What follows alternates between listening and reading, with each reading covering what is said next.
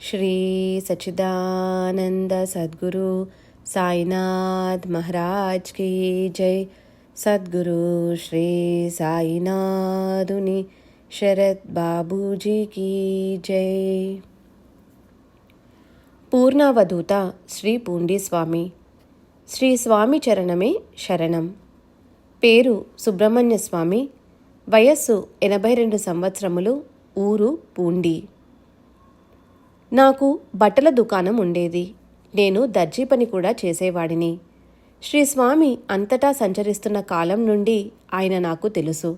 వారి ఊరు, పేరు, కులగోత్రాలు, తల్లిదండ్రుల గురించి ఎవరికీ ఏమీ తెలియదు. శ్రీ స్వామి ఆ వివరాలు ఎవరికీ చెప్పలేదు కూడా. వారేనాడు ఆకలి దప్పులకై ఎవరి మీద ఆధారపడలేదు, ఎవరినీ యాచించలేదు. శ్రీ స్వామిని మహాత్మునిగా గుర్తించిన కొందరు వేలకు ఆహారం తీసుకుని వెళ్ళి వారికి పెడితే తినేవారు, లేకపోతే లేదు. కొందరు శ్రీ స్వామి ఆ దారిలో వెళ్తుండటం చూసి తమ ఇంటికి భోజనానికి ఆహ్వానించి వారికి భోజనం పెట్టేవారు. కలసప్పాకం ఏటికి ఎప్పుడు వరద వస్తుందో ఎవరికీ తెలియదు. హఠాత్తుగా వరద వస్తుంటుంది, అంతే హఠాత్తుగా పోతుంటుంది కూడా. ఒకరోజు అకాల వర్షం పడింది. ఏటికి వరద వచ్చింది. ఆ సమయంలో శ్రీ స్వామి ఆ ఏటిలో కూర్చుని ఉన్నారు. ఆ ఉధృతమైన ప్రవాహానికి శ్రీ స్వామి కొట్టుకుపోయి ఉంటారని గ్రామస్తులందరూ తలచారు. వరద ఉధృతి తగ్గిన వెంటనే వడివడిగా శ్రీస్వామి కూర్చుని ఉన్న ప్రదేశానికి వెళ్ళి చూశారు. అక్కడ శ్రీస్వామి కనిపించలేదు. కానీ వారు కూర్చుని ఉన్న ప్రాంతంలో కొన్ని తల వెంట్రుకలు మాత్రం కనిపించాయి. అందరూ కలిసి ఆ ప్రదేశంలోని ఇసుకను చిన్నగా తొలగించారు.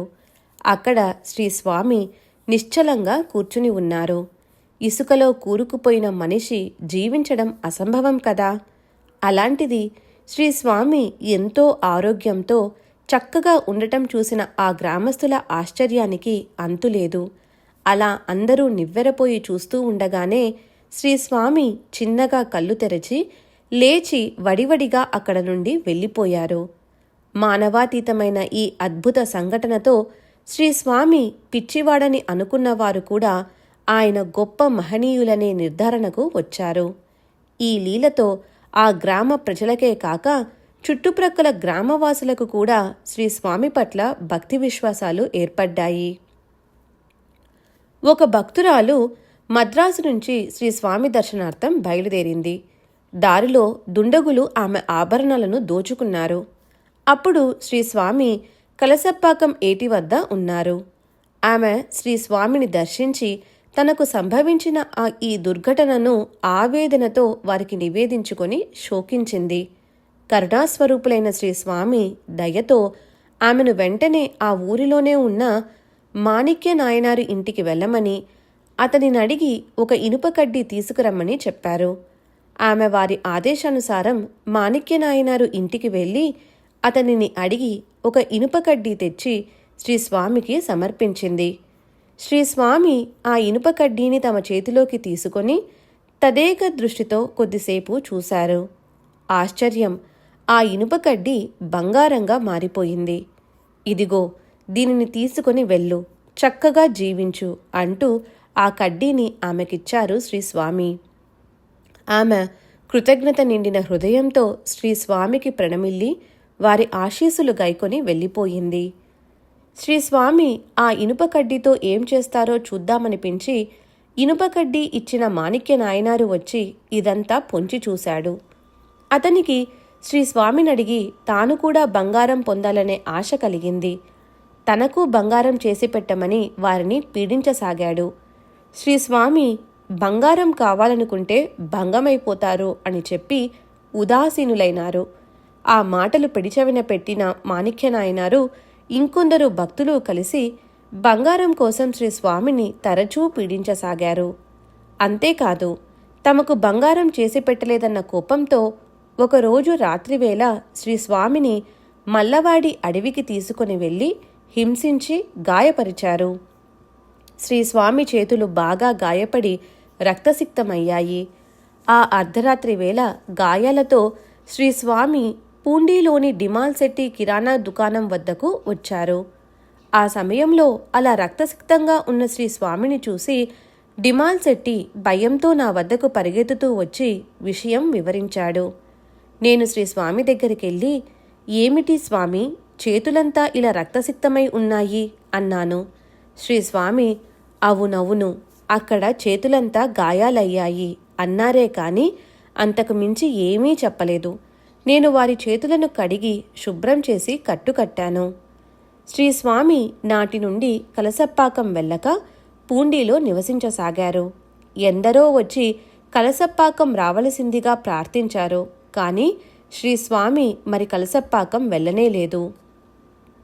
ఒక మహాత్ముణ్ణి అలా హింసించిన ఫలితంగా ఆ సమయంలో ప్రకృతిలో బీభత్సం సంభవించిందని, నక్కలు ఊలలు, పులి గర్జనలు వినిపించాయని, శ్రీస్వామిని హింసించిన దుండగుల్ని నెమళ్ళు పొడవడానికి వచ్చాయని, దానితో దుండగులు భయపడి పారిపోయారని, శ్రీస్వామిని హింసించిన కుటుంబాలన్నీ సమూలంగా సర్వనాశనమైపోయాయని చెబుతారు.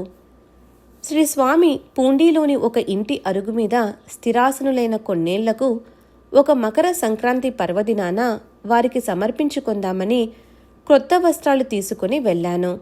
సాక్షాత్తు భగవంతుడే అయిన శ్రీస్వామికి పూలమాల అలంకరించాను. వారి ఎదుట జ్యోతిని వెలిగించి నూతన వస్త్రాలు సమర్పించుకొని వారి పాదాలకు సాష్టాంగ ప్రణామం చేసి వారినే చూస్తూ నిల్చున్నాను. శ్రీస్వామి, ఏమి కావాలో చెప్పయ్యా అన్నారు. నేను బదులు పలకలేదు. మళ్ళీ శ్రీస్వామి అదే మాట అన్నారు. మూడవసారి కూడా వారలానే అడిగారు. అప్పుడు నేను, ఎప్పుడూ మీ పాదాలను అంటిపెట్టుకునేలా నన్ను అనుగ్రహించండి స్వామి అని కోరుకున్నాను. నిజంగా నా పూర్వజన్మ సుకృతమే నన్నలా అడిగేలా చేసిందనిపిస్తుంది. శ్రీస్వామి నా కోరికను మన్నించి నన్ను పరిపూర్ణంగా అనుగ్రహించారు. ఆనాటి నుండి నేను శ్రీస్వామికి మరింత చేరువయ్యాను. రెట్టించిన భక్తి ప్రేమలతో శ్రీస్వామి సేవలో నిమగ్నమయ్యాను. వారు నిద్రలేచింది మొదలు శయనించే వరకు పసిబిడ్డలా వారిని చూసుకునేవాడిని. పసిబిడ్డకు చేసే విధంగా మలమూత్రాలను శుభ్రపరచి స్నానం చేయించి బట్టలు తొడిగి చక్కగా అలంకరించేవాడిని. తర్వాత వారికి పూజ చేసి ఆరతి ఇచ్చేవాడిని. వారికి సమయానికి భోజనం తినిపించడం, ప్రతినిత్యం శ్రీస్వామి దర్శనార్థం వచ్చే అసంఖ్యాక భక్తులకు తగిన ఏర్పాట్లు చేయడం మొదలైనవన్నీ నేనే చూసుకునేవాడిని. రాత్రి శ్రీస్వామిని పడుకోబెట్టేంత వరకు వారికి సంబంధించిన అన్ని సేవలు శ్రీస్వామి మహాసమాధి చెందే వరకు చూచుకునే భాగ్యాన్ని వారు నాకు ప్రసాదించారు. వారి అనుగ్రహంతో మహాసమాధి అనంతరం సమాధి మందిర నిర్మాణంలో, సమాధి మందిరంలో శ్రీస్వామి విగ్రహ ప్రతిష్టలో పాలు పంచుకోవడమే కాక మందిరంలో నిత్య ధూప దీప నైవేద్యాది సమస్త కార్యాలు నేను చూసుకునేలా, నిరంతరం వారి స్మరణలో సేవలో ఉండేలా శ్రీస్వామి నన్ను అనుగ్రహించడం నా పూర్వజన్మ సుకృతం కాక మరేమవుతుంది? శ్రీస్వామి దివ్య సాన్నిధ్యంలో నాకు ప్రతి క్షణము ఒక అనుభవమే. ప్రతి సంవత్సరం లాగానే ఆ సంవత్సరం కూడా మా గ్రామంలోని కొందరు తిరుమలకు బయలుదేరి వెళ్తున్నారు. ఎప్పుడూ నేను కూడా ఆ బృందంతో కలిసి తిరుమల వెళ్ళి శ్రీ వెంకటేశ్వర స్వామిని దర్శించుకునేవాడిని. అయితే ఆ సంవత్సరం నేను శ్రీస్వామి సేవలో పూర్తిగా నిమగ్నమవడం వల్ల తిరుమలకు అందరితో కలిసి వెళ్ళలేకపోయాను. సాక్షాత్తు భగవంతుడైన శ్రీస్వామి వద్ద ఉన్నానన్న ఆనందం కంటే అందరితో కలిసి సరదాగా తిరుమల వెళ్ళలేకపోయానన్న బాధే నాలో ఎక్కువగా ఉంది. నా బాధను శ్రీస్వామికి విన్నవించుకున్నాను. శ్రీస్వామి, నువ్వు వెళ్ళవలసిన అవసరం లేదులే, ఉండరా అన్నారు. వారు అలా చెప్పినా నా మనస్సు కుదుటపడలేదు. ఆ బాధతోనే ఆ రాత్రి శ్రీస్వామి అరుగు ప్రక్కనే ఉన్నాను. అప్పుడు శ్రీ పూండీస్వామి శ్రీ వెంకటేశ్వర స్వామి రూపంలో అగుపించారు. అంతేకాదు, అక్కడా నేనే, ఇక్కడా నేనే, అంతా ఒక్కటే అని చెప్పారు. శ్రీస్వామి సకల దేవతా స్వరూపులు. మరి శ్రీస్వామి ప్రసాదించిన ఆ అనుభవంతో ఇక తిరుమల వెళ్ళలేదన్న బాధంతా పోయి పట్టలేని సంతోషం కలిగింది. తిరువన్నామలైలోని అరుణాచలేశ్వర స్వామి ఆలయంలో ప్రతి ఏడు ఉత్సవాలు ఘనంగా జరుపుతారు. చాలామంది పూండీవాసులు ఆ ఉత్సవాలకు హాజరవుతారు. అరుణాచలేశ్వరుని ఉత్సవ విగ్రహాలను రాత్రి వేళలలో పట్టణ వీధులలో ఊరేగిస్తారు. నాకు ఆ ఉత్సవాలలో పాల్గొనాలని ఎంతో ఉత్సాహంగా ఉంది. అందుకని నేను శ్రీ స్వామికి నమస్కరించి, స్వామి, అందరూ ఉత్సవాలకు వెళ్తున్నారు, నేను కూడా వెళ్ళిరానా అని నెమ్మదిగా అడిగాను.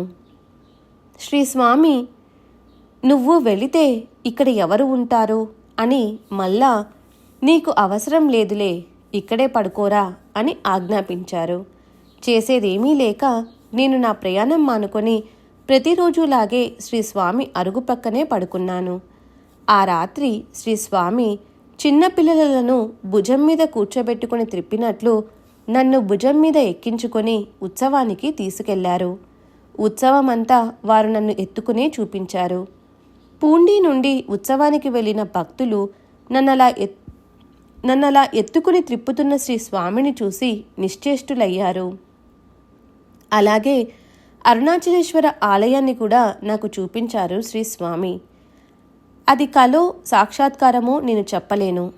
కలో సాక్షాత్కారమో తెలియని ఆ అనుభవంలో నేను చూసిన భక్తులు మరుసటి రోజు నా దగ్గరకు వచ్చి శ్రీ స్వామి నన్ను ఎత్తుకుని తిరుగుతుండగా ఊరేగింపులోనూ అరుణాచలేశ్వర ఆలయంలోనూ చూశామని చెప్పారు. వారి మాటలు విన్న నాకు శ్రీ స్వామి గొప్ప అనుభవం ప్రసాదించారని తెలిసింది. నేను ఉత్సవానికి వెళ్లాలన్న నా కోరికను తీర్చేందుకు వారు నాపై ఎంతో ప్రేమతో చేసిన ఈ అద్భుత లీలకు నా ఆపాదమస్తకము పులకించింది. ఓసారి శ్రీ స్వామి సమీపంలో నిద్రిస్తున్న నాకు అర్ధరాత్రి మెలకువ వచ్చింది. లేచి శ్రీ స్వామిని చూశాను. వారి అవయవాలు నలుదిక్కులా పడి ఉన్నాయి.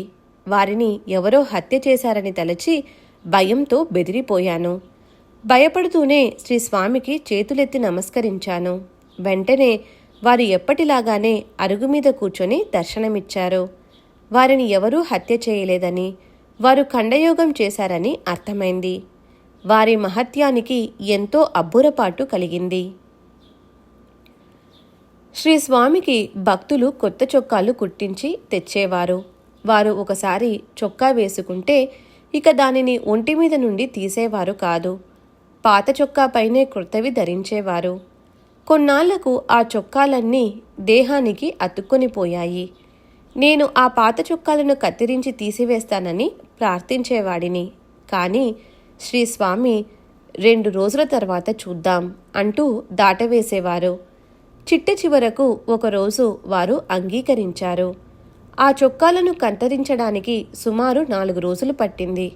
కత్తిరించే సమయంలో ఒకసారి పొరపాటున దేహానికి అతుక్కొని ఉన్న చొక్కాతో పాటు చర్మం లోతుగా కండతో సహా వచ్చేసింది.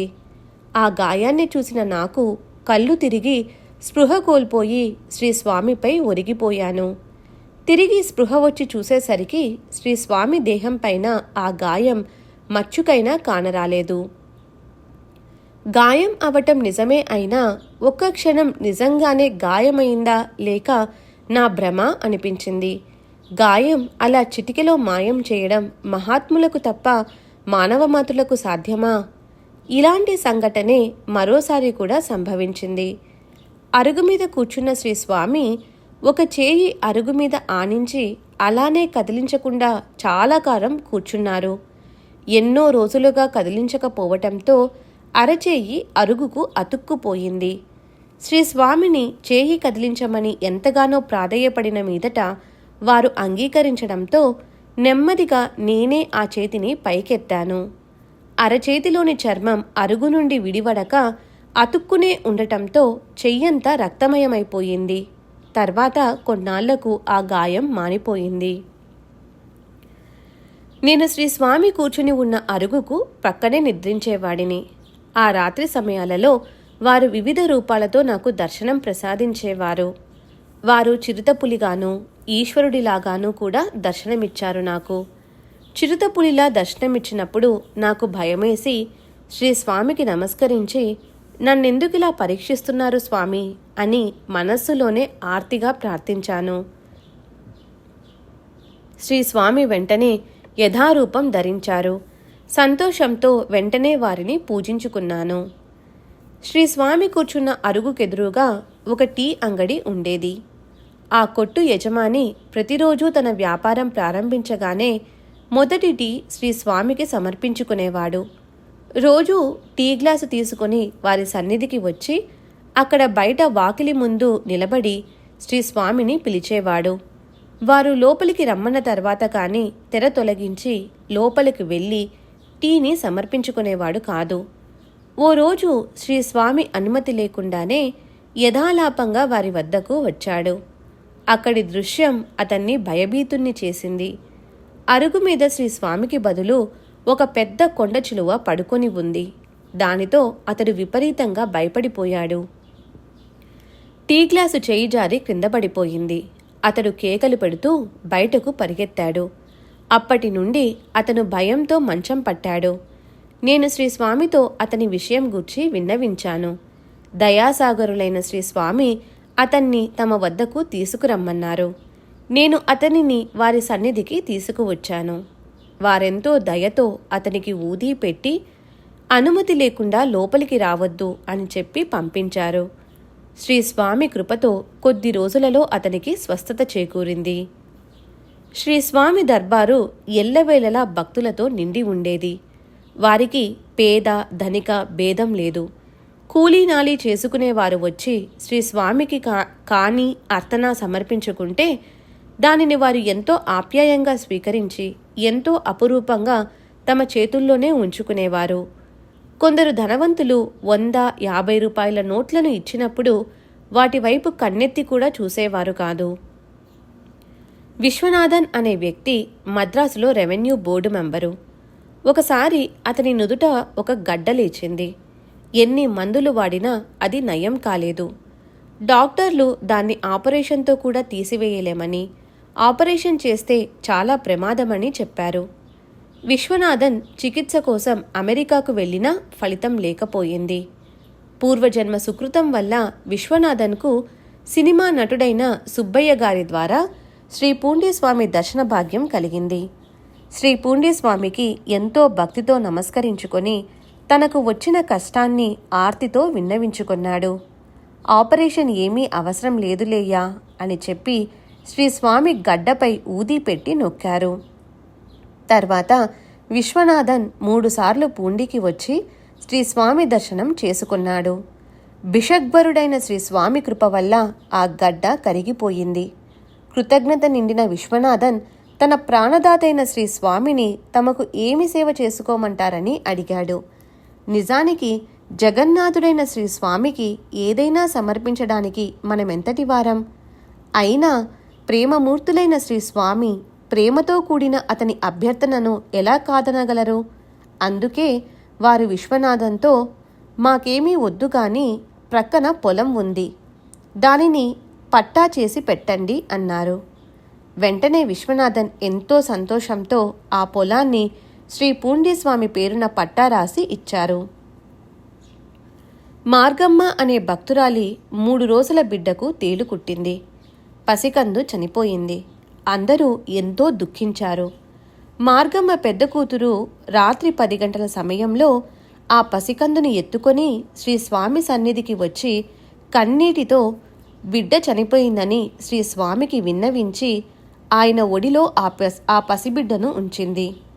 శ్రీ స్వామి ఆ అమ్మాయితో, ఒడిలోనే ఉంచి వెళ్ళమ్మా అని ఆ పసిబిడ్డను తమ ఒడిలో 2 గంటల పాటు ఉంచుకొని ఆ బిడ్డను తమ అమృత దృష్టితో కరుణించారు. పిల్లవాడు కదిలి ఏడుపు మొదలుపెట్టాడు. ప్రాణం వచ్చింది, ఇక భయం లేదు, తీసుకువెళ్ళండి అని శ్రీ స్వామి ఆ బిడ్డను తల్లికి అప్పగించారు. శ్రీ స్వామి ప్రాణప్రదాత. పూండికి ప్రక్కనే ఉన్న ఒక గ్రామంలో దేశాటన చేసే గువ్వల వాళ్ళు విడిది చేశారు. ఆ తండాలోని ఒక స్త్రీ ప్రసవ వేదనతో బాధపడుతున్నది. ఆమె భర్త వైద్యం చేయించడానికి పైకం లేక అప్పు కోసం అందరి వద్ద ప్రయత్నించాడు. కానీ అతనికి పైకం లభించలేదు. నిరాశతో ఇంటిత్రోవ పట్టిన ఆ వ్యక్తికి శ్రీ స్వామి ఆపద్బాంధవునిలా అరుగు మీద ఆసీనులై అగుపించారు. వెంటనే అతను శ్రీ స్వామి వద్దకు వచ్చి వారికి నమస్కరించుకున్నాడు. ఆర్తిగా తన దీనస్థితిని గురించి చెప్పుకున్నాడు. శ్రీ పూండీస్వామి ఇలా రా అని అతన్ని దగ్గరకు పిలిచి అతని చేతిలో ఊదీ పెట్టి, దీనిని తీసుకువెళ్ళి నీ భార్య కడుపు మీద రాయి, అంతా కుదుట పడుతుంది అని ఆశీర్వదించారు. ఆ వ్యక్తి వారి వద్ద నుండి ఊదీ తీసుకుని ఇంటికెళ్లేసరికి సరిగ్గా శ్రీ స్వామి ఊదీ ఇచ్చిన సమయంలోనే అతని భార్య ప్రసవించిందని తెలిసింది. కరుణామయుడు శ్రీ స్వామి. ఒకసారి మా గ్రామంలోని వ్యక్తి 6 ఆవులను దొంగలించాడు. వాటిలో మా ఆవు కూడా ఉంది. నేను శ్రీ స్వామి వద్దకు వచ్చి ఆవులను ఎవరో దొంగలించారని శ్రీ స్వామికి విన్నవించుకున్నాను. అవెక్కడికి వెళ్ళలేదు, పెన్నాతూరు దగ్గరే ఉన్నాయి అన్నారు శ్రీ స్వామి. అప్పుడు ఊరి వారందరం కలిసి పెన్నాతూరుకు వెళ్ళి దొంగను పట్టి పూండికి తెచ్చి బాగా కొట్టి తర్వాత అతనిని వదిలిపెట్టాము. శ్రీ స్వామి కృప వలన ఎవరి ఆవులు వాళ్లకు దక్కాయి. శ్రీ స్వామి సంచరిస్తున్న కాలంలో పక్క గ్రామంలో ఉన్న శ్రీ సుబ్రహ్మణ్య స్వామి ఆయన సమీపంలో గల ఏటిలో నీరు నిండుగా ప్రవహిస్తున్నప్పుడు శ్రీ స్వామి ఆ ఏటిలో నడిచి వెళ్ళడం, ఏరు 2 పాయలుగా చీలి శ్రీ స్వామికి దారివ్వడం ప్రత్యక్షంగా వేణునాయుడు అనే వ్యక్తి చూశాడు. ఆ సమయంలో శ్రీ స్వామిని చూసినప్పుడు అతనికి ఎంతో భయం కలిగిందట. పూండి గ్రామవాసులు కొందరు శ్రీ పూండీస్వామి పేరుతో ఒక కమిటీని ఏర్పాటు చేశారు. అంతేకాకుండా నాకు వ్యతిరేకంగా కోర్టులో చాలా కేసులు పెట్టారు. అప్పుల వాళ్లతో కూడా కేసులు పెట్టించారు. నేను కోర్టుకు 3 సార్లు హాజరయ్యాను.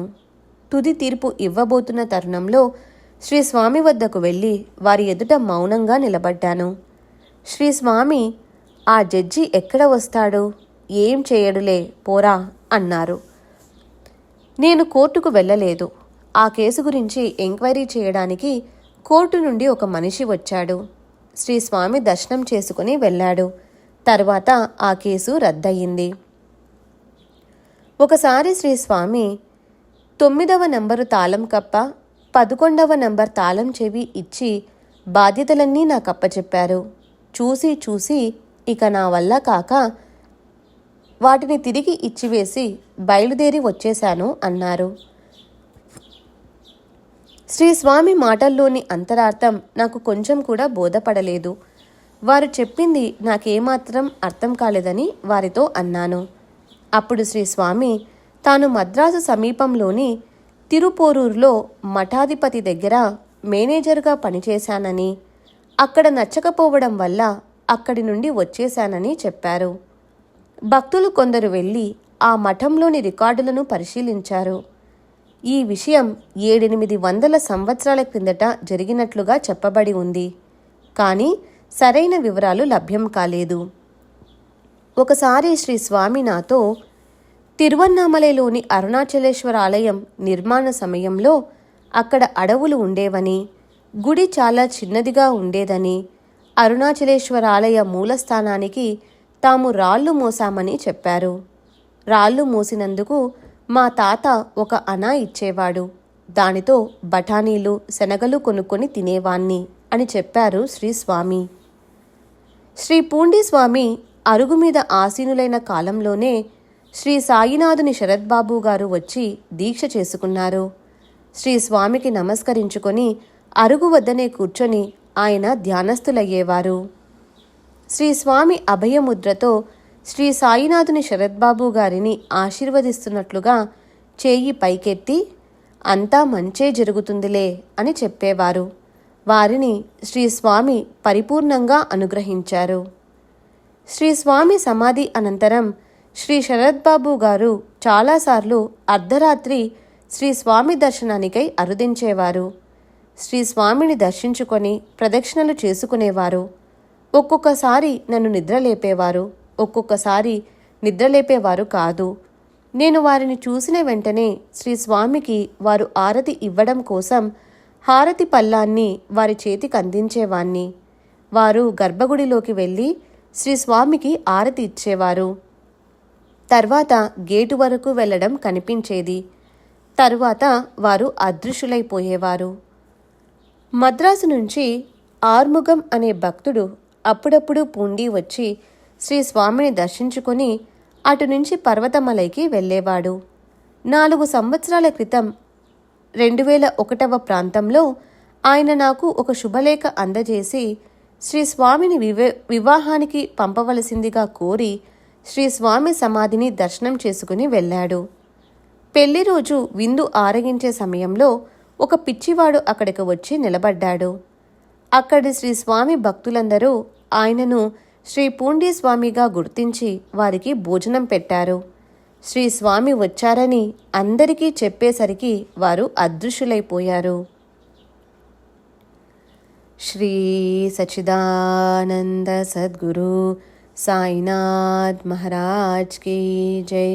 సద్గురు శ్రీ సాయినాథుని శరత్ బాబూజీ కీ జై.